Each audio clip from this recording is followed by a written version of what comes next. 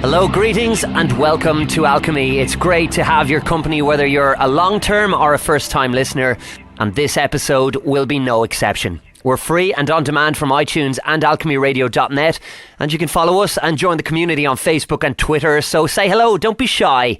We exist, of course, thanks to your kind donations, so a very big thank you to everybody who does donate via our website. We're completely non-profit and intend to stay that way. So, on to the show. Alchemy, alchemy, alchemy, alchemy. Our guest this episode is Max Igan. Max is from New South Wales, Australia. He runs the website thecrowhouse.com, which covers a vast array of different topics spanning government corruption to the mysteries of our ancient past. He's always got a lot to say. I caught him at the Free Your Mind conference when he gave a very powerful presentation recently, so I'm very much looking forward to this chat. Max, you're very welcome to Alchemy. How are you? I'm good, brother. Thanks for asking me on the show. Pleasure to come and talk. No, it's great to have you on. Myself and Stevie have been followers of your work for a long time, for many years, and I think we're going to have a very varied and fruitful discussion here with a load of topics that we'll be touching on. Before that, there's a question I ask everybody on the show, Max, and that's how did you get from where you were to where you are now? Well, look, I've kind of always been awake for my whole life. I've always kind of lived on the outside of society. I knew something was terribly wrong when I was 4 years old. So I became a musician as soon as I was able to leave school and old enough to leave school. I became a musician and kind of lived on the outside of society for most of my life. And, it got to a point where, it became necessary to kind of put the research into action and start speaking out. And I ended up just doing what I'm doing. I mean, I never really planned to be a radio host or make films or do any of the stuff that I'm doing, but when you start speaking out, I guess that, if it resonates with people, then they want to hear more, and you just sort of follow the path and end up where you are. So it's an interesting thing, actually. I was sitting back the other day in a really strange place. I was sitting in Acapulco. That's right, in January, and I'm sitting here just thinking, fancy me sitting here at a resort in Acapulco. How did I ever get into this position, So it's an interesting thing, but it's just where life takes you, I think. And, like I said, I've always been awake. I've always felt the need to speak out against the system. And, it got to a point in life where, my life kind of propelled me onto this path because I think the message was needed and Spirit just wanted me to do it. So, here I am. I don't really have a choice in the matter, I don't think. Yeah, I don't think any of us do, but the age of 4, that's a very young age to know that something is up. I certainly don't think that I had any inkling that anything was up age 4. So was there any specific incident that made you realise at that young age, or what was it? It was when we went out in the forest. My mother took me out into the forest. I'd never been out into the forest before, and I thought it was incredible, the national park, And I said to her, why can't we come and live here? Let's live here. This is so much better than down in town where we're living. Yeah. And she said, well, we can't. And I said, why not? There's nobody else living here. And she said, well, we can't because we don't own the land. And I said, who owns the land? And she said, the government. And I said, how did they get it? And she said, you'll understand when you get older. And I just thought, no, I'll never understand this. And I couldn't figure out the concept of owning the land. I couldn't figure out how anyone could think they could own the land. It just really upset me when I was 4. I thought I'd been born onto the wrong planet. I thought that everybody was mad. And it was that whole concept of ownership, the concept of owning a piece of the earth, that we couldn't just live somewhere because we wanted to live there. And that was a big wake-up for me. And I just kind of sat back and watched society from that point and just thought everybody was nuts. I just thought I was in a nut house. And, Well, you weren't too wrong. Everything does seem upside down. And where do you stand on the concept of ownership now? Is it equally as ridiculous to you, Max? Or have you kind of tempered that a little bit with the heavy quotation marks real world? Well, look, not really. I think that the concept of land ownership is absurd. I don't think you can own the earth. The earth's been here for 4.6 billion years. We're here for 50 or 100. I mean, do the math. Yeah. You don't own anything, And really, if you spend your time and you spend your money buying a block of land and building a house, and you end up paying mortgage for it for the rest of your life, and then you're tied to it, you can't travel or do all these other things. So the house owns you, the land owns you. It really does. I mean, sure, there's places where we might want to be and be custodian of a place for a while, but I think being a custodian of a place is a far better way of looking at something than suggesting that you're the owner of something, it's just, I don't know, the whole concept of ownership. I don't really believe that I own anything. I'm just sharing space. I'm sharing time with things.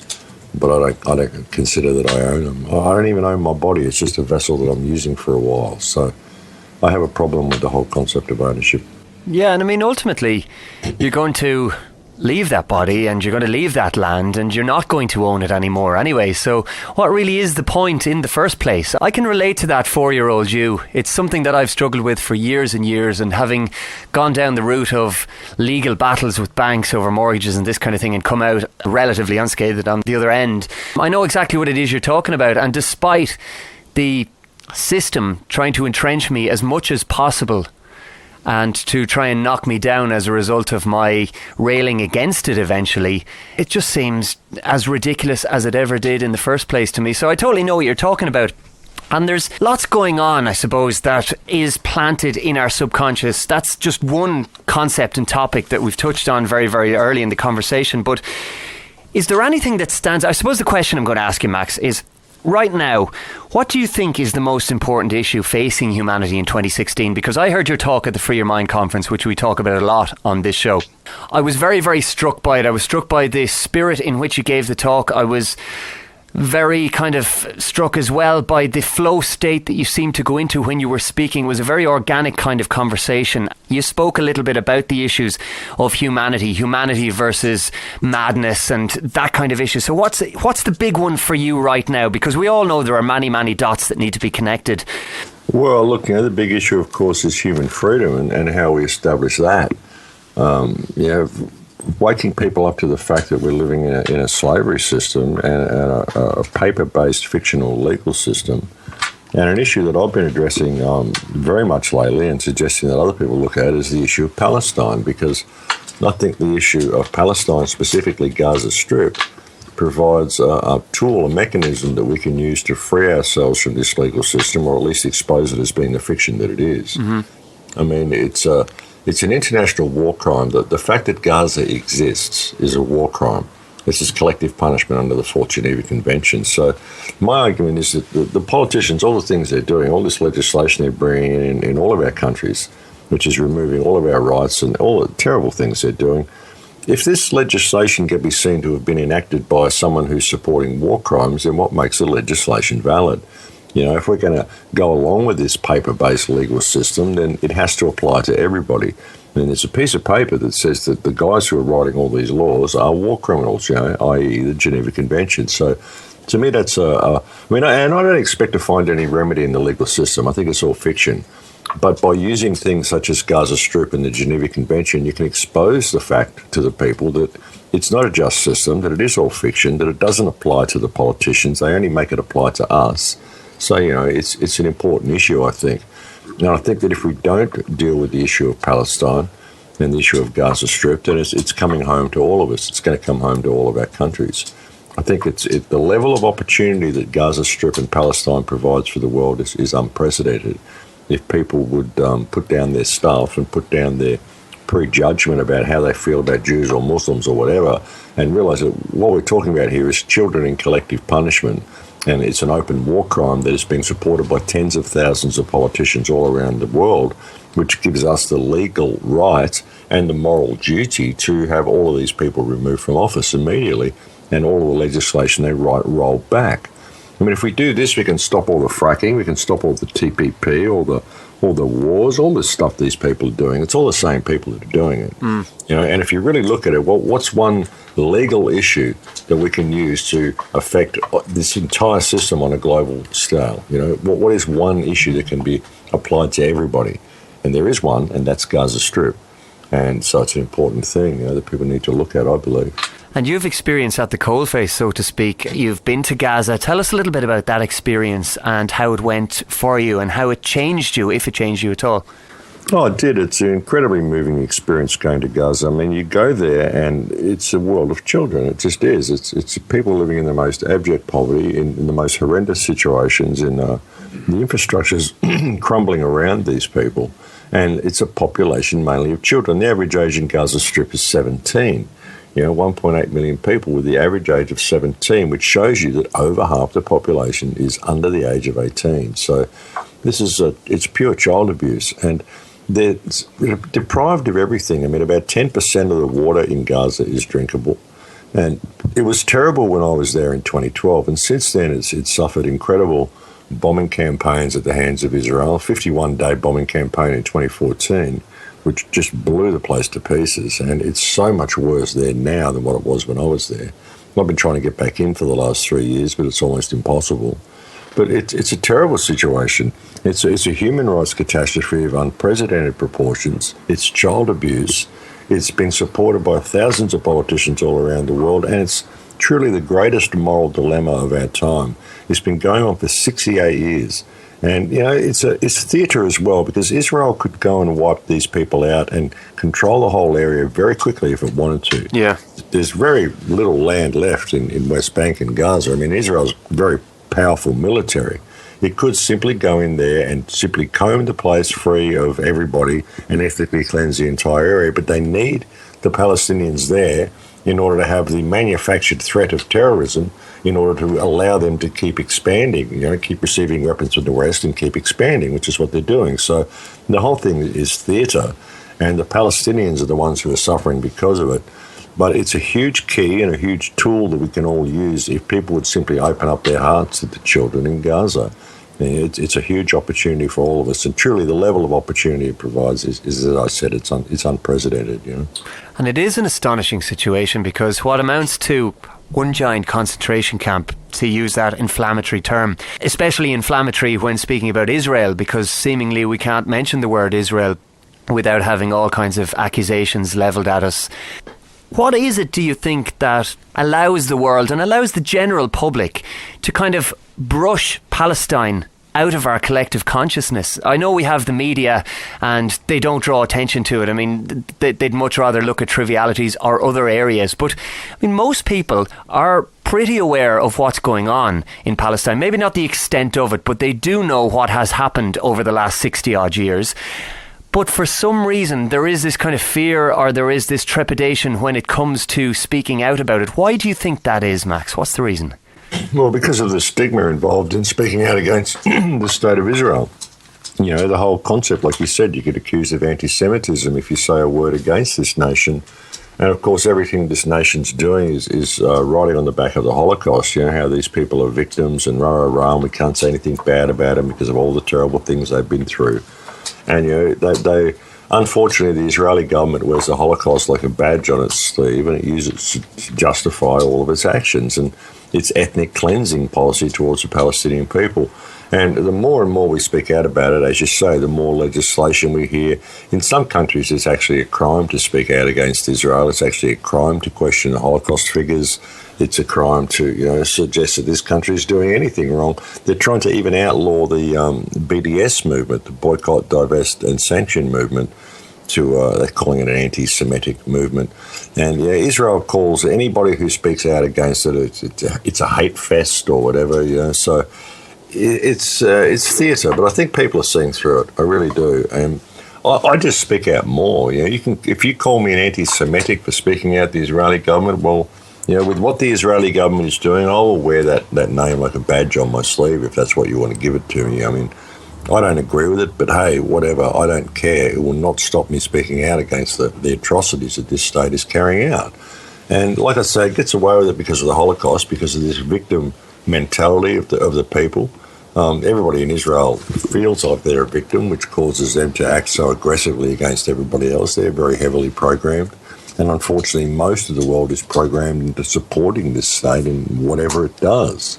But like I said, I think it's falling apart now. I think the wheels are falling off. People are seeing it for what it is. And what do you think the ultimate result of that will be? Would you have any kind of imagined timescale on it? Will we see the liberation of Palestine? Will we see the dissolution of the state of Israel? Or what's going to happen there? Well, I don't know. I mean, I don't know if Israel's ever going to be fully gone, but I really do believe we will see the state of Palestine rise back up. I do believe that we will see the 7 million Palestinians around the world being given the right of return to their lands. I think this will happen. I don't think that Israel is ever going to get away with what it's trying to do and expand to the extent that it wants to expand. It could go very bad. I mean, it could even be part of a plan. I mean, I don't know. Who knows? The Jews around the world are kind of being forced to return to Israel because of the actions of the state. It's making it very hard for Jewish people around the world to sort of maintain any stability, because they're pretty well some of the most hated people on the planet at the moment, simply because of what the state of Israel is doing. And most of the Jews around the world, I mean, they're not responsible for this. So it's an interesting thing. I mean, now they could be getting set up. Maybe they'll send them all back to Israel, and who knows what could happen to them then. So it's hard to know, man. There's so many plays going on at the moment, and there's so many forces and factions working against each other to get the upper hand. It's hard to know where it's going to go, but ultimately I think humanity's going to get the upper hand. I don't think that this catastocracy is going to get away with what it's doing. I don't think the state of Israel is going to get away with what it's doing. I do think its days are numbered. I think the human spirit is far too strong for any of this to really come to the conclusion they want it to come to. I think we've proved that time and time again in the past, that the human spirit will get through all of this sort of stuff. We will not be squashed. We'll keep moving the goalposts, and the more they take away from us, then the stronger we become. And with regard then to the human spirit, do you think there is some kind of an awakening or an enlightenment that's happening at the moment more so than in the past? Or do you think it's just that there's more adversity being thrown at people on an almost daily basis, so it's coming to the fore and shining through? And I'd like to talk to you about that kind of enlightenment process, because I read a recent article of yours discussing the destructive process that takes place regarding enlightenment, which I thought was quite fascinating. There was a different perspective offered by you on that. So let's talk a little bit about that, about kind of in broad strokes, the awakening or enlightenment of humanity as it is at the moment, how much is needed, what needs to be done, and the process behind that. Because most people think, oh, well, yeah, I'm not going to just wake up in the morning and there'll be bright shining lights and everything will be grand and that's my awakening. It doesn't really work like that, does it? No, it doesn't at all. Look, there is a huge awakening happening, and I think it is unprecedented. I think it's never before in history have we seen this much of an awakening, because we've got the internet. The world is so much smaller now than what it's been. I think more and more people are seeing it. But again, it is a destructive process. Enlightenment is a destructive process. Many people, they seek the path to knowledge and the path to enlightenment, and they think that they're going to become some sort of a guru or some sort of a light being or something. But it's a very destructive process. It's a breaking down of everything you believe to be true. That's what enlightenment is. It is bringing light to a subject. It is bringing true knowledge of something to something. So, it's getting rid of all of your preconceived beliefs about anything, stripping away bare anything you believed to be true, and seeing what is actually true and accepting it for what it is. And it can be a very, very destructive process, because everything that you thought about your life, everything that was your reality suddenly breaks down and breaks away. And sometimes it can be a very shocking thing for people. People can have almost nervous breakdowns when they wake up to what reality really is. So it's not anything that is going to lead you to become a better person or a more spiritual being or anything like that. Enlightenment is a seeing of the truth, the stark, harsh reality of what the world is. That is enlightenment. And it is not anything pleasant or warm and fuzzy at all. And when you do become enlightened and you do see the world for what it is, you develop a need to actually do something about it. You can't know the things that we know and not do something about it. I mean, even when people say to me, well, why do you do what you do? You don't make money out of it. It's not a job. It's not this. I mean, why do you bother? You could just be off having your life. And well, yeah, I could, but I couldn't know what I know and do that with any degree of comfort, because I can see what's coming, I can see what's going on around me, and I can see how easy it would be to fix, And when you gain knowledge, it comes with that a certain level of responsibility that you're going to do something with that knowledge. You need to share the information and apply it to the world that you live in. Otherwise, what was the point anyway? What was the point in the first place? Too often we go down this path thinking it's going to be about self-enlightenment. I'm looking to make myself a better person. It's this whole narcissistic approach to reality. But that's not what enlightenment really is. As I said, enlightenment is seeing the truth and seeing things in all their ugly warts and, for their, what they really are. And that is not always pretty. No, it certainly isn't. And I think the onus, as you said, is on us then when we are armed with the knowledge to actually do something about it. Because I think if we have knowledge and we choose to ignore it, well, we are in some way then complicit in what's going on, no matter how terrible it might seem or no matter how uncomfortable that might be to the paradigms of a lot of people. There is a complicity there. And I mean, once we are armed with the knowledge, we are charged, as I see it, to actually do something about that. So when did you I know it was early for you, but when did you decide to take steps to actually not follow the path that I am assuming society would have tried to put you on? Maybe parents, maybe relatives, maybe friends. Look, Max, you got to go down this route. You got to do this. You need security. You need comfort. You need all those things, because you totally eschewed that and you went down a completely, a more transient kind of life, which is something I can certainly relate to. Well, yeah, that happened in high school. Like, I was in my third year of high school and I'd been already kicked out of 3 schools, and because I was arguing with my teachers too much, and I had my own desk outside the principal's office in my last 6 months of high school, in my 4th high school, and I was just sitting there thinking, well, what am I doing? Why am I even doing this? And I just walked out halfway through my exams and thought, I'm never going to do this again. I'm going to get a job as a musician and not look back. And that's what I did.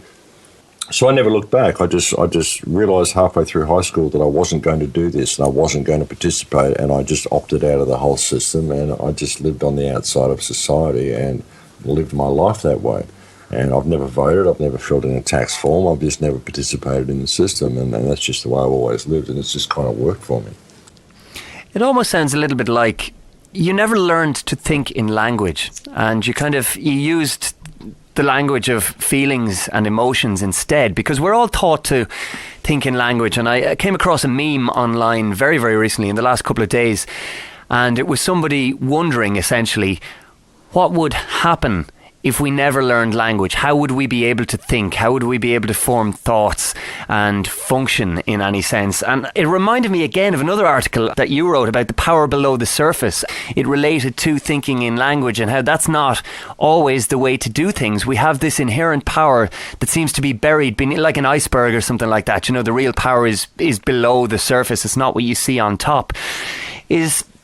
That's something that would be kind of an accurate reflection of your life to date, the idea of maybe not thinking so much in language and not focusing on the ties that bind us, be it through letters, numbers, spelling, spells, wordplay, and actually focusing on what's inside a little bit more. Has that been a central part of your life? Well, yeah, I mean, especially most recently, just understanding that you're speaking an electromagnetic language all the time. You're speaking the language of feeling and emotion all the time. The electromagnetic field that you're generating with your heart is a language, and it's talking to the field around you all the time. And that you can affect your life by learning how to speak this electromagnetic language, because life will mirror the same electromagnetic frequencies back to you. So if you're in a state of happiness and love and joy, then that's what's going to be mirrored back to you. And it isn't a state of putting yourself in a false state of that, going out and pretending to be happy or pretending to be joyful or pretending you're full of love and light like a lot of these hippie people do. It's genuinely feeling that, genuinely knowing what you are and loving yourself for what you are and loving others for what they are, seeing the perfection in yourself and seeing it in others. When you can see this and you realise that you're having an electromagnetic conversation, not only with people, but with reality itself, and that the result of that electromagnetic conversation is what is being mirrored back to you, you start to see how you can shape your life and how you can change things. And you start to see what a responsibility you have for being in the right intention in what you do, because of how you're charging the field when you're doing things with the wrong intention, when you're pretending to be happy, and when you're ignoring your emotions. I mean, this is why I have no problem expressing my emotions as well. I mean, if I get angry, I'll get angry and I'll express it, but I don't hold a grudge. I don't carry on with it. I don't, I can yell and scream at someone, and then 5 minutes later they're my best friend. I've got no problem with them. But I had to get that out. That's a very rare thing, isn't it? Well, it is, but you've got to get it out and not bottle it up, because then you bottle it up and you're having all of these weird feelings going on while you're pretending to be nice to someone, and you've got this whole weird electromagnetic schism going on. What are you generating? What are you pumping into the field? And what sort of a reality are you creating? And things usually go wrong from that point. relationships start to break down, confidence in people, your confidence in yourself, all sorts of things start to go wrong because you're not speaking the right language. You're just being aware of this electromagnetic language. This is something I tried to put out in a film that I did in 2009 called The Awakening. It's actually had a lot of views on YouTube. So, but I spoke all about that, the fact that we're speaking this language. I think it's a really important understanding for people to have. It can change your reality knowing that you're speaking this and realizing the responsibility you have of learning how to speak it. But I never really sort of thought in language when I was a kid. I always thought about this emotional sort of journey I was on, and I could always feel the emotional content of the room I was in. And so it was just the way I used to operate. And being a musician as well, I mean, you're very much in the moment, you're very much in the now, you're very much in the flow. That whole electrical field that you get set up from a song that you love or that you're listening to. And if you've ever played music, you know what it's like. You get in that zone and there's this special magic that happens. This is all electromagnetic language. And I was very, very aware of it when I was young. And so that's kind of the way I lived my life. When I was younger, I would hear people who I would have considered hippies, for example, are a little bit out there. I wouldn't have been able to relate to them in any way. And you'd hear them talking about the language of love, or they'd talk about the language of nature. The language of music was something that I did pick up on at a very young age, and it has since become my job, if you want to call it that. I mean, I never see it as work, but it is how I earn a living. Is that what you're speaking about then? I mean, are all these different languages, in inverted commas, bound together by the electromagnetic field? Is it just a different expression of the same thing when people speak about them? Well, yeah, I think it is. I mean, you're a musician, you know that feeling, that zone that you get, that special place. It's electromagnetism. It's hard to even define it as an emotion. It's just this feeling, this is energy that has been created. And you can get that same sort of feeling in that same space just from looking at a flower. You can go outside and just, if you really get into it and you get into the now and into the moment with this flower, it's as beautiful as listening to your favourite song or playing your favourite song. It's a beautiful thing. It's all connected. Of course it is. Everything's connected. It's an entirely electrical universe. And every single aspect of the universe is different types of electromagnetism, different types of electromagnetism that reacts with itself in different magnetic ways and with attraction and repulsion and sets up certain fields and certain emotional things. I mean, yeah, it's all related. The whole thing is related. And that then, I would imagine, and we have discussed this on the show with various guests before, but it leads us nicely into the issue of the disruption then of the electromagnetic field and how that's affecting not just the collective consciousness but individuals. For example, in a room with Wi-Fi, that's got to have some kind of physical effect, because we are talking about something physical here, aren't we? Oh, absolutely. Wi-Fi is incredibly damaging to people. It's the electromagnetic pollution that we're swimming in at the moment is absolutely horrendous. And this is one of the ways we're being attacked. And when you consider it, that you are an electromagnetic being, everything you experience is electrical. Every touch, every taste, every smell, it's electromagnetic impulses going to your brain. And with the chemical spraying and all the stuff that they're doing, the air is no longer neutral. It's now electrically charged. They're putting in all these smart grids and Wi-Fi and stuff everywhere. Absolutely horrendous what it's doing to people. And I think it's causing a lot of sickness. It's causing a lot of emotional stress and emotional imbalance in people, physiological imbalance, psychological imbalance. Yeah, it's doing all sorts of damage to us. And what can we do about that? Because for anybody who lives, say, in an urban area, for example, it's inescapable at this stage, that soup, that electromagnetic mixture of this, that and the other going on.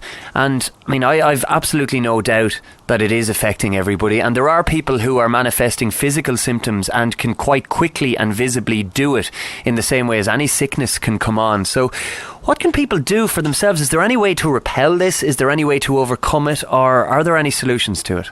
That's a really, really good question, and it's a one that people, I think, are looking for the answer for. I mean, I've got a little device that I wear which protects me from EM fields, but, I mean, not everybody can do that, so it's just something that we need to look at. I mean, I'd like to see all the Wi-Fi go. I really would. I mean, I don't have any Wi-Fi at all at my home where I live in Australia when I'm there. Yeah.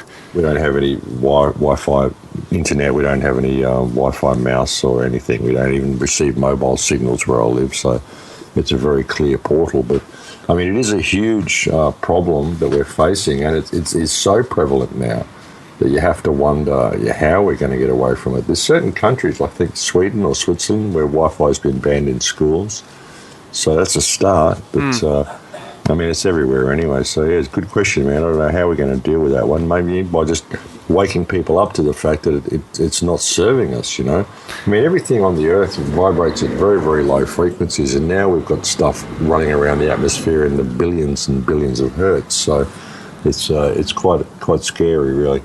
It is, and of course the Earth itself resonates and has its own. I mean, we often hear about the Schumann resonance and how, as beings of frequency, we are tied into that and we're inextricably linked, or so we thought, until suddenly that electromagnetic pattern or field was disrupted, and it leads to so much discord. Sometimes I can walk into a particularly electromagnetically polluted area, such as a city centre or something like that. Shopping centres are another one. I get quite antsy and irritable and irritated as well, just by the atmosphere, and I can't put my finger on it. I can't say that it's specifically Wi-Fi or it's specifically the vibrational level of those who are in a state of rampant consumerism at that moment in time, but there is something very, very tangible in me that I can pick up versus, say, for example, if I'm out for a walk in nature or if I'm in that flow state with music or something else. It is quite amazing how the world around us and these external influences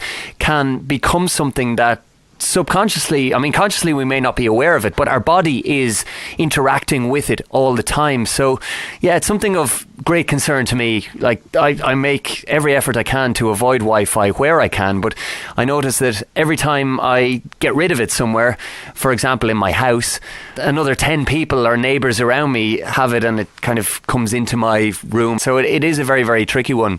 But it's something, I think, that starts with awareness, and once people become aware of it, maybe they can do something about it. I think the onus is on people to do something about it for themselves and for their families and the people around them at that stage.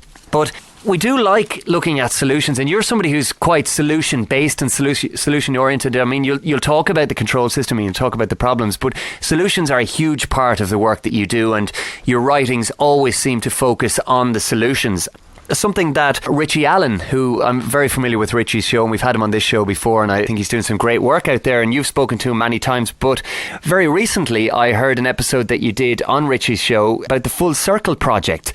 Speaking of solutions, what can you tell us about that? What's the story with the Full Circle Project? Because there are a lot of people who are always saying, well, I can't do anything with daily life. There's nothing I can do about my situation.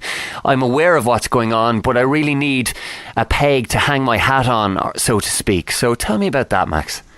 Well, with Full Circle Project, what I've done with this is try to create a mechanism whereby people can link each other up on the ground, link themselves up and form support groups. And everywhere I go, I find people who tell me that they're awake, but they don't have anyone in their area to talk to. They don't have anyone around to coordinate anything with. And what I believe we need is grass fires all around the planet, people getting active on the ground in their own community. You know, people are looking for an easy fix, someone to come along and give them a template or a formula they can use to fix the world, you know. But really, you've got to find something in your own community that's going to work, you know. I can't give you a formula to fix something in your town. I don't know what's in your town. You do.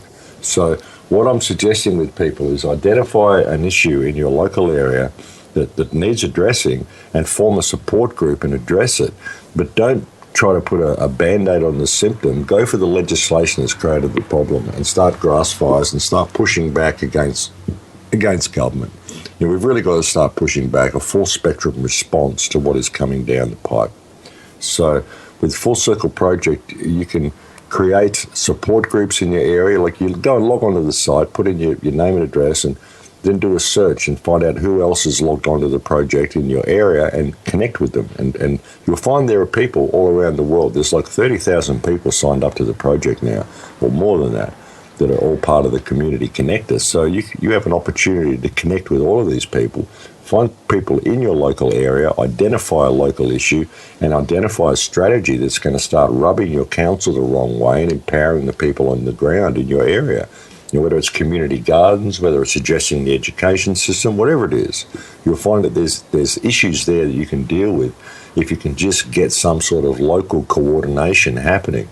And that's what Full Circle Project can do. It can help you coordinate in your local area so that you can form some sort of an action group and push it forward. And then if you have success, post it on the website, show other people what you're doing, or have a look on the website and see what they're doing and see what you can move forward, see what's working and see what isn't working. So, it's just a way of getting some action on the ground and getting people, doing things themselves, not looking for someone to come along and fix things for them, realising that they have to fix things themselves. People have got to be, willing to get involved. It's the only way we're going to fix this situation. And it strikes me as a really good way of potentially combating isolation as well, because you spoke about the destructive process that enlightenment can bring. It is, and as well, it's the problem. People don't have these support groups. People don't have anyone to talk to.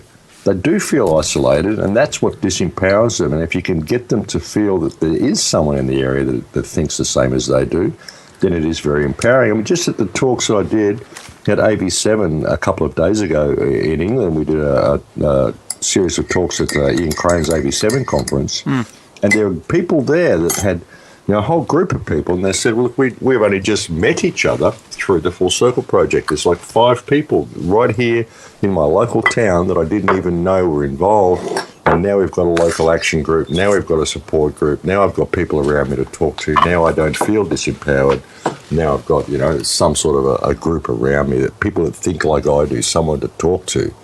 And this is incredibly empowering for people, so that's what we're trying to do. Yeah, so essentially it's a conduit for the creation of community, because I think community is one of the things that has really broken down. Certainly in my experience, Ireland being the example that we'll take. I mean, Ireland was traditionally a very tight-knit type of a country. There were lots of communities, big families, and that has very much changed over the last 10 to 20 years.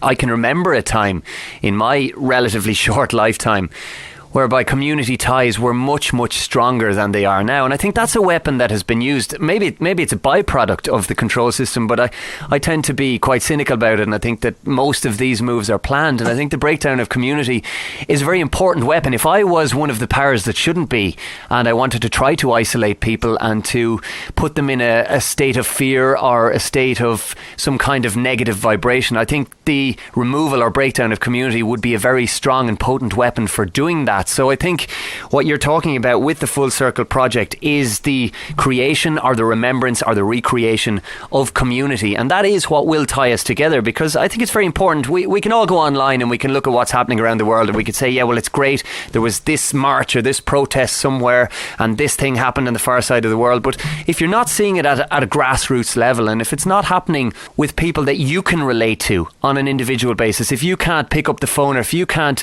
walk down the street and bump into somebody that you know is of like mind, well, that can be a very, very lonely place indeed. Yeah, absolutely, and that's what we need to do. We need to put this community action back together. I mean, everything they've done has been designed to break this down.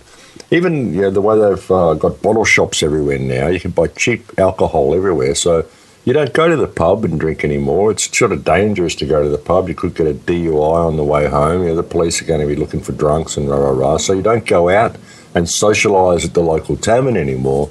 You buy alcohol and you stay home and you drink with your family and by yourself, So it's breaking down all of these different social activities that we used to have. We don't go to town meetings anymore. We get all of our information from the television set. So that's something we're trying to do with Full Circle as well. Like, there's no real social networking on the website that much. I mean, you can connect with people, you can send messages to each other, but the last thing we want is a new Facebook. Yeah. What we're trying to do is to get people to use this website, use the connector on the website to connect with people, and then go and meet them in the real world and get action happening in the real world on the ground. Get offline and get active in your community. We really need to do that.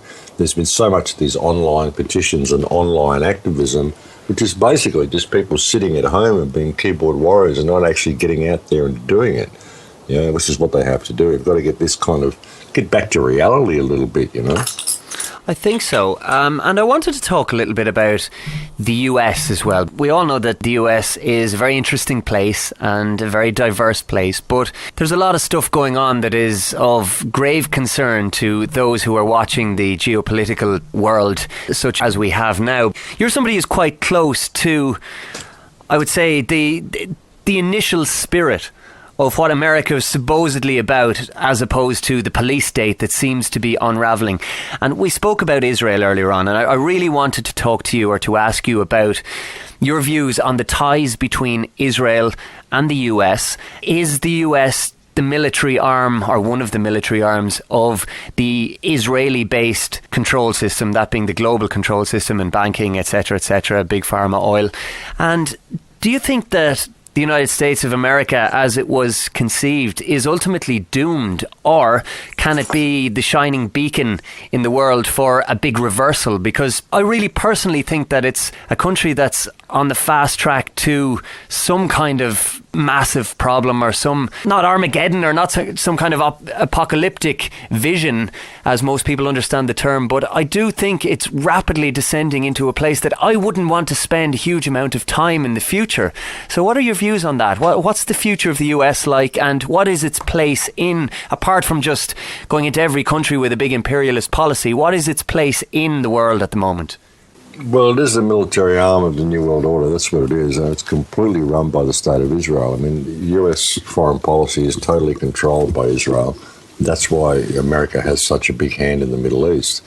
You know, and there is a certain amount of despondency in the country, a certain amount of people there just thinking, we don't know what to do. We don't know how to get out of this mess. We don't know how to ever get our autonomy back, and however for the republic to recover and become the great republic that it's supposed to be.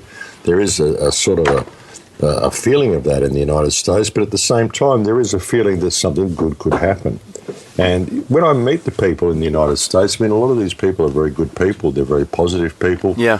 And there is a certain sense of freedom that you have in the United States that you just don't have anywhere else. I mean, no matter how much the government tries to oppress them, these people believe themselves to be free, and they are prepared to exercise that freedom to a great degree. So there is a chance that America will rise to become what it should be. You know, I don't think that people are going to take being pushed too much further. The problem is, of course, the diet that they're fed and the electromagnetic soup that they're being fed and swimming in as well. You know, the diet that the American people are fed is very, very bad, and this is something that it makes it very difficult for the people to ever be able to stand up against the government, because they're simply not healthy enough to, in many cases, you know. So that's a bit of a problem. But again, I think you can only push a people so far, and I don't think the American people are going to be pushed too much further. Of course, there is a danger, you know, with the world situation, the economic situation, how things could go very badly for the people of the United States if they foreclose on debts and things like that. So, yeah. But I don't know. I don't think that the people of the world are going to stand for this cacostocracy to do what it believes it can do and can get away with. I mean, if you look at the people of America, you can parallel this with the people of Libya and the people of Lebanon and everywhere. I mean, they're all having a pretty hard time. And I think that everybody is realising that it's our governments that are doing the whole thing. And people can see the role America's playing now, but they can also see that it's not really the American people that are doing it. It's the foreign policy of the United States, which is controlled by Israel.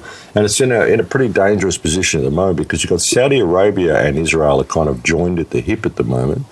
And they're basically both just sort of looking at America saying, well, we don't really need you anymore. We've got all your weapons that you wanted to send us. We control all your foreign policy and all your oil needs anyway. So America's a bit of a puppet on a string at the moment.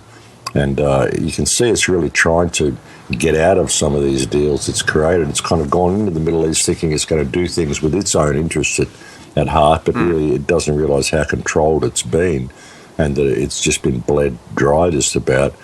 And it's all going to the Middle East, and the Middle East is just basically saying we don't need you anymore. But I think the people of America, they will stand up. I really do believe they will. There is an overall sense across the country that something big has to happen, and it does have to be the people that make it happen. So hopefully we'll see that in the not too distant future. And do you think that could be something physical? I often hear people talking about a hot revolution in America, and the fact that there is an armed populace there to a large degree. Like, I'm quite struck as well by, when we talk about police state, the militarization of the police force in America and how that has changed. And it's almost like the army come in anytime there's a problem. They're just called the police now. I know that's a real bone of contention for many of my friends who are in the US. They really have a major problem with that, and they might be as patriotic as you like and might love America and the flag, but they have a major issue with the militarization of the police force and the controls that are being enforced now on a daily basis. Do you think it's something that could go hot? Could we look at a situation whereby people actually physically rise up and that there's a violent end or a violent kind of physical rebellion that could happen in the States? Because most people think that could never happen. It couldn't happen to us. That's just consigned to the history books. But, I mean, history has shown us time and time again that these cycles do repeat.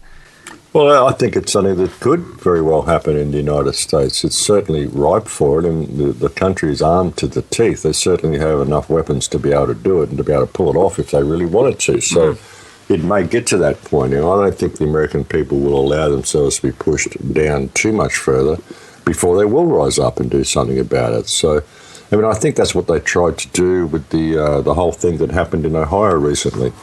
So, the country really wasn't with them for that. But I don't think. Tell us a bit about that for those who mightn't be aware. Well, there was the whole the group. I can't remember the name of them. It was after the Bundy Ranch group, but there was a whole group of people who took over the office of a local county and just basically said, we're making a stand here, we're going to take the state back, take the country back, basically. And one of the men was shot, and it all sort of went pear-shaped and went wrong. All the militias got involved. It wasn't good the way it was done. It really was the wrong way to go about things. But that was some sort of an attempt at that in there, I think. But, I mean, it might take something like Hillary getting in and seeing what she does to the country for people to stand up and say they've had enough. I don't know, but I really think that there is a possibility that it may go hot in the United States if the people are pushed too much further. But whether that would work even is another question, because you know how the media will play it. So, I'm very interested to hear your views on Australia as well, Max. Obviously, as somebody who's from Australia, you've got your ear to the ground, so to speak. And Australia is a very interesting country because most of the world sees it as a very carefree, happy-go-lucky land. From the point of view of an Irishman and somebody who has seen the economic recession in Ireland from 2007, 2008 on, and seen the drain of young people of Ireland who have largely emigrated to Australia. I mean, there's been a huge influx of not just Irish, but of people from all around the world to Australia. What's going on in Australia? Because it's not the pretty picture that we are led to believe. Most people, for example, with America in Ireland, are led to believe that it's this amazing place that you go for a summer and you go and you see Disney World and you go and see football games in New York and all the stuff that we see on TV in the movies. And there's a similar kind of an attitude towards Australia. And because it's sunny all the time as well, which it never is in Ireland, everybody tends to put their problems aside and they're able to deal with life as it comes. But there is something quite sinister, I think, happening in Australia, and to me it seems like a testing ground or an experimenting ground for the control system or the New World Order, whatever you want to call it. It's like stuff seems to happen in Australia first before it's rolled out elsewhere. Yeah, well, and it's getting very, very bad in Australia, especially in New South Wales, where the police have basically been given unchallengeable power over the movement of individuals. And really that's what it is. I mean, you can't do anything against what a police officer says. A police officer asks you a question and you don't answer, they just arrest you. And that's the way it is. And they don't need to charge you with any crime or anything like that. We're basically seeing the deep state that lies behind the state becoming overt in Australia is what we're seeing. The police have been given ridiculous powers. You can get 7 years for protesting a mine in New South Wales. Are you serious? 7 years jail for protesting, for trespassing on a mining property or locking onto a vehicle. That's more jail time than you get for having an unregistered firearm or for raping a woman. Wow. So that's pretty disgraceful. They're talking about giving the police the powers to detain and question young people now for up to a fortnight. So this is children as young as 14. The police can claim are terrorism suspects, and they can basically take your child, your 14-year-old child, and hold them and detain them and interrogate them for 2 weeks solid. So you think about that, what that would do to a 14-year-old mind. I mean, are you even going to be getting reliable information from a 14-year-old that you're subjecting that sort of treatment to? I mean, this is ridiculous. This is absolutely ridiculous. And of course, they're justifying this, saying he's doing it to do everything possible to protect the community from terrorist threats, of course. Yeah. Which is, this is basically carrying out acts of terrorism against children and under the guise or the pretense of keeping the society safe from terrorism. It's ridiculous. So this is the sort of stuff we're seeing in Australia, very, very repressive legislation. And basically every single right that the people had has been removed from them in the last 15 years since the 9/11 attacks. We've seen the introduction of about 70 different pieces of legislation, and when you put them all together, it's effectively removed the people of all their rights: habeas corpus, the right to trial, the right to face your accusers, to know what you're accused of. Even you don't have to be charged with anything now. The police can just arrest you on hearsay, say we think that you may be sus, and put you in jail, and then that's it. They don't need to charge you or have trial or anything. So it's very, very, it's a very dangerous situation, and it's really open fascism that we're seeing in Australia now. And it's a complete totalitarian tiptoe. People mightn't accept it if it happened overnight, but when it's spread out over a number of years like that, people seem to be conditioned to accept it much more readily, certainly. So how are the people of Australia responding to that? Is it an issue for most people? Do they see it as a problem, or are they afraid and they think, oh no, it is for our own good? Well, no, a lot of people are seeing it as a problem, but they simply don't know what to do about it. Because, what do? They stand up against it and you get arrested. So what do? It's a scary situation. I mean, even with some of the things that I do, like I've said, I've never paid taxes, I've never voted, I don't do any of this stuff, I just don't participate in the system. Yeah. And I really believe that I could stand in any court and I could defend myself and I could walk out of that court a free man. But if I'm not given the opportunity to go to court to defend myself, to state my case, then what hope have I got? If I'm simply going to be picked up by a man and the judicial system is going to be bypassed, I'm simply picked up by a police officer and driven to a jail and thrown into a cage, then what does it matter what you know about the legal system? What does it matter whether you're innocent or anything? How do you prove anything if that's the way it's got? You've just got to depend on the absolute integrity of these officers. And when you look at their track record, I'd say that they have anything but integrity. So it's a very, very dangerous situation. And the people are seeing it, but they really don't know what to do about it, because they need a massive communal response in order to deal with this situation. So that's what I'm hoping to see in Australia. I'm hoping to see whole communities simply down tools and stand up and say, you have to roll this back or we're going to dismiss you, basically. The government needs to be dismissed in Australia. It really does. It's overstepped the mark on so many occasions. And the people have to stand up and call it. Hopefully this legislation will cause them to do so. So, I've been screaming out that these people need to wake up for many, many years, that this sort of stuff is coming. Now that it's here, hopefully it will cause them to actually get a bit of backbone and stand up and call it while we still have the opportunity to do so. Because if this just continues and people just passively accept it and it becomes the norm, then God help that country and God help any other country, because they'll all follow suit. There are parallels between Ireland and Australia in that regard. It seems to be that we're the European testing ground for whatever it is that the EU masters want to bring in throughout the Federation, which is essentially what the EU is anyway. We seem to get it first here, and if the Irish people, who traditionally down through history were the fighting Irish or the rebellious Irish, if they don't like it, well, do you know what? If it happens to be a vote, you'll go again, you'll vote again. And if we still don't get the result we want, well, tough luck. We'll distract you with something else and you'll all be grand in the end. So I do see the parallels, and it does make me wonder.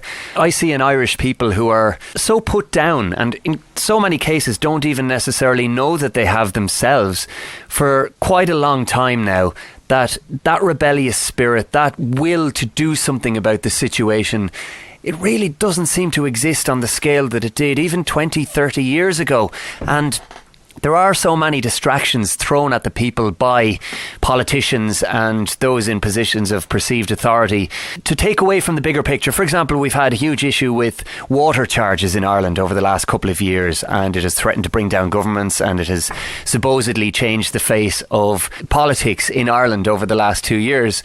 And we had an election quite recently, and everybody was talking about how the landscape of Irish politics had changed because people had voted for independent politicians as opposed to the establishment parties, and things looked like everything was going to be completely different. Fast forward over 2 months and a government was finally formed, and it's the exact same government that had been in place despite the fact that they had got a mandate of less than 25% of those who voted, not those who were available to vote, but those who actually voted. And yet they are the people who are having their strings pulled by Europe, and they're people put straight back into power. So to me, it just demonstrated, I mean, I woke up to this a long, long time ago, but it demonstrated yet again the folly of just blindly accepting a political establishment and assuming that things will change because we don't like them. We have to actually get out there and make things change. And if people want to try and do that through politics, fine. Personally, I would subscribe to the view that we should be non-compliant in the way that you have described and remove ourselves as best we can from the system. It's not an easy thing to do. It takes a lot of bravery and a lot of self-assurance to do it. And I think that's where community comes back into it as well, if you can connect with like-minded people such as you've described through the Full Circle project. But do you think the system then, I suppose it's a long-winded way of getting to it, Max, do you think the system can be changed from within? If there's somebody out there who thinks, right, I'm going to become a politician and I'm going to change the world, do you think that can happen now, or are we too far gone in that regard? Look, I don't really think the system's fixable. You might get people of integrity that can get within the system and it can undermine it from within, but that'll be the best they can do, would be attempt to undermine it. Yeah. I don't think there's any real change that's going to be affected from within the system because we've got this party system in place. And when you join a party, you join the Liberal Party or the Labor Party or the Tories or the Democrats or the Republicans or whatever, you've got to abide by the party policies, and you agree to abide by the party policies. So that's a problem, the whole party system. So, the best we can hope for within that system is to undermine it in some way and to expose the farcical and fictional nature of it to, the population. The problem is most people get within that sort of a situation, they start getting a reasonably fat paycheck and they get a little bit cozy and things sort of go a little bit askew from that point. So, I don't know. I think it's a corrupt system. It's inherently corrupt, and once you start operating within that system, then you are corrupted by default because you're working within corrupt parameters.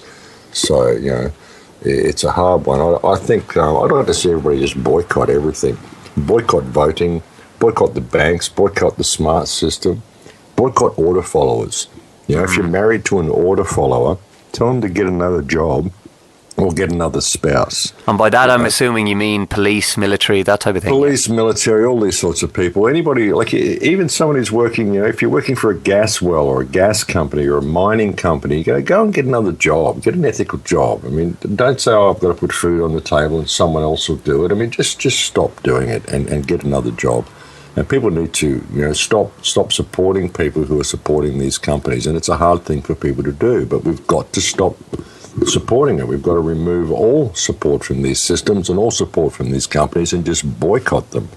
A massive boycott against anything that causes harm, injury or death would change the world. It really would, if people were prepared to make that sacrifice and do it.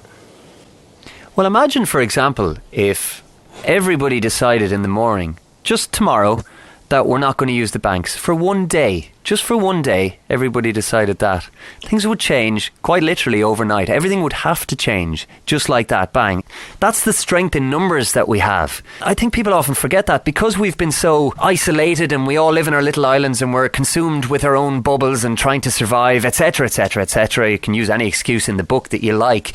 But because of that, we quite often don't see the wood for the trees. We don't take that step back and realise, hang on a minute, look at the amount of us. Look how many of us here actually are good people and do want constructive outcomes, and we do want everybody to get on and live peacefully and to have harmonious society, or not have society if that's the case, or whatever it is. We don't want constant wars and fighting and controlling and slavery.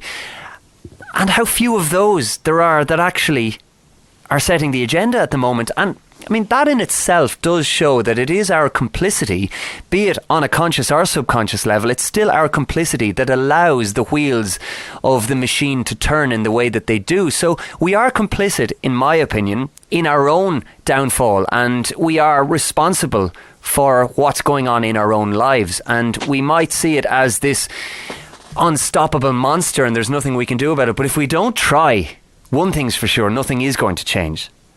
Yeah, absolutely. Look, I've been calling for that since 2008 for a day of non-compliance. Imagine what we could achieve if people just didn't spend any money for an entire day. It would bring the entire system to its knees. It would. And it would create a hugely inspirational wave across the planet as well. Imagine how people would feel that, wow, look what we just did, It would inspire them on to more things. And it would be as simple as staying home for a day. Just get all your supplies the day before. Just don't go out, don't shop, don't spend a cent, don't work, just go on strike. The whole world, just stay home for a day. It'd make a huge change, it really would. And yeah, I've been calling for it for years, but just boycotting everything, boycott the system, boycott anything that is going to cause you harm, and ask questions, question authority on every single occasion that you can, and rub this government the wrong way on every occasion that you can, because you're just dealing with people, and if they think they can destroy the world simply because they write it all down on paper and we think they have to go along with it and do it, I have to let you destroy this environment because you wrote down on paper that you can do so. What is that? That's ridiculous. Why do we even think that way? So, we've got to start questioning all these people and standing up to them and realising that we're just dealing with people. The government isn't this big thing. It's just this idea that's populated by people who are, abusing their office, abusing their power, giving themselves powers they don't have. And we need to start calling it and stepping into what we are and realising that we're people too. And we can question this, and we can just stand in our hearts and do the right thing, and things will change. So, yeah, I think non-compliance would be a wonderful way out of this mess that we're in if people were prepared to make those sacrifices. I totally agree. And I think creativity is another key to kind of unlocking the reality that we want to create for ourselves, because I think we're all here to create. We're here to create something. They might be wildly diverse. For example, somebody might be here to create music, or somebody might be able to, write a book, or it doesn't have to be art, but we're here to create. And so much of what we do and how we expend our energy on a daily basis is not in creation. You spoke about order followers. What's being created there, apart from negativity in a lot of cases? I think if somebody creates something new every day, even if it's only a meal for their family, well, that's a good place to start. It's something positive. It's something to hang the hat that I spoke about earlier on and to build from. We all need some kind of a bedrock or a foundation to build upon, and it can start with those small things. But I think creation and creativity is at the root of it. I was on a path post-school and I went to college. That path was very much the one most trodden, whereby, you'd get the stable job that would get you lots of money. And my idea was to get into either law or politics, or both, heaven forbid, now considering where I actually have ended up, thankfully. I realised that because of the freedom that college allowed me in terms of the hours that I had in the day, that it actually pushed me back towards creativity. I was looking for something to fill the hours that I didn't have to be in college. And I started to create again, and it got me back to music, and it got me back to various different forms of the creative arts. And I realised, hang on a minute, I don't actually need this college noose around my neck. So I finished my course, threw the piece of paper under a pile of books somewhere, disappeared, and forgot about the education system from that day on. And it might sound easy when I describe it, and a lot of people will say, well, it's not that easy. But do you know what, Max? I think it is. As somebody who has done it throughout your life, I think it is that easy. It's just to take that leap and to wait for the net to appear, because the net will appear. Would you agree? Well, yeah, it's looking at your life from a different perspective. I've always viewed my life as art itself. The art of living, the art of being Max, the art of being me. So if you can view yourself as an artistic expression of creation and view your life as artwork, a picture that you're painting throughout your life, what is it? What is it to be you? What are you doing with the knowledge that you have? What is this whole experience about? It's about the art of being you. Why are you here, Because you're unique. Every one of us is unique. Every one of us has a completely unique perspective of creation, a completely unique perspective of what this reality is and what we should do with it. We all apply ourselves to situations in different ways. This system trains us to be homogenized and trains us to be like everybody else. So we have to think inside these little boxes and be normal and all this sort of stuff, when really what we should do is be ourselves and to create to the fullest of our potential with the gifts that we've been given.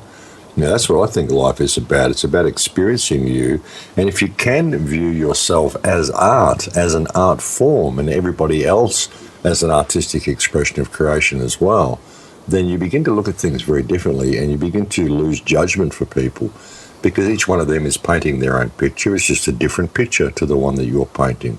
It doesn't mean it's wrong or it's any worse or of any less value than what you're painting.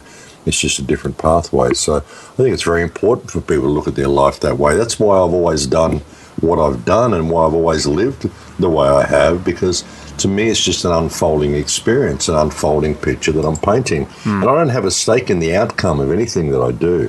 I think this is a lot of where people go wrong as well, is that they put something in motion and they expect it to go a certain way. They have all these foregone conclusions of what it's going to be like when this project is finished and all this sort of stuff. And it's never really the way they thought. And because they've got all these preconceived ideas of where it should go, they often don't allow the project to unfold the way it could. And it might have turned into something completely different, something far better than what they imagined. Or it could just be something different to what they imagined. But, people have these foregone conclusions and they have a stake in the outcome of anything that they do, and I just don't.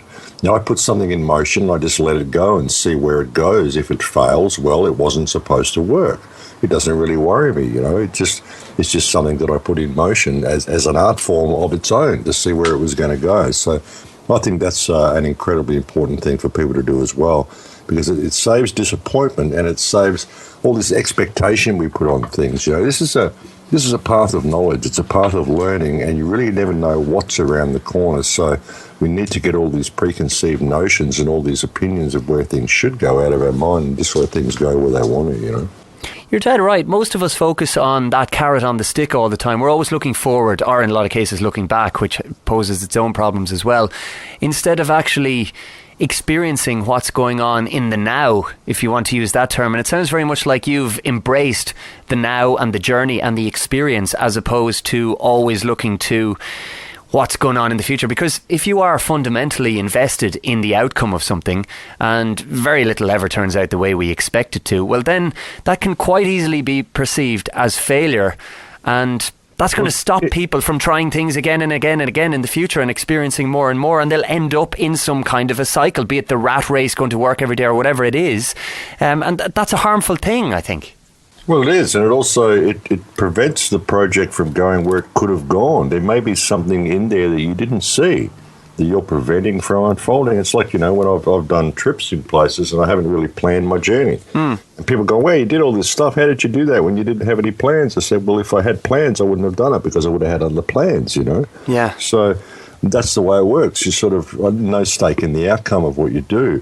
And I think it is very, very valuable for people to think this way and to realise that they may often be preventing something from blossoming the way it could have blossomed, And it doesn't really matter what you put in motion. It doesn't really matter, It's just all about creativity and about creation and seeing what we can come up with, We have too many preconceived notions and too many ways of judging ourselves, and I think we've got to put all of that down, And that's just the way I've lived my life, and it's just kind of worked for me, I'll come back again to the talk that you gave at Free Your Mind, and how struck I was by the flow of that talk, because you were very, very jet lagged, as you mentioned, and you were tired, and you didn't really go in with a plan per se. You stood on a stage and you spoke, and it resonated with so many people in that room, and it really demonstrated to me, because I was so familiar with your movies and your YouTube channel and what's on the website and the work that you do and the articles that you write,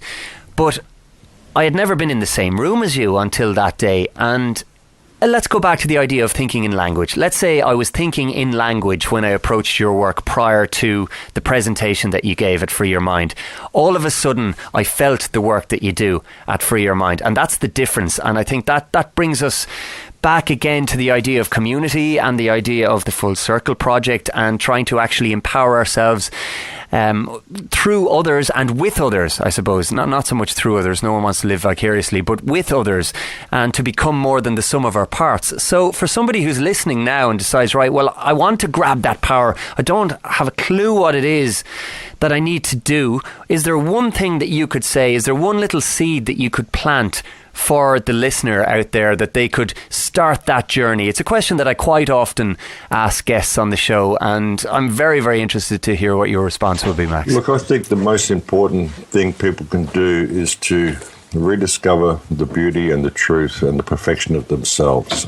I really do. You know, I've often said on many of my shows about how you are perfect at being you. No one can see the world from your perspective. You are completely unique in that. And with whatever flaws that you have, it's all okay for you to be able to see the world from that particular unique perspective. And when you realize that, you start to realize that you're perfect at being you. So why would you consider yourself to be anything but perfect? And you really do discover your own perfection.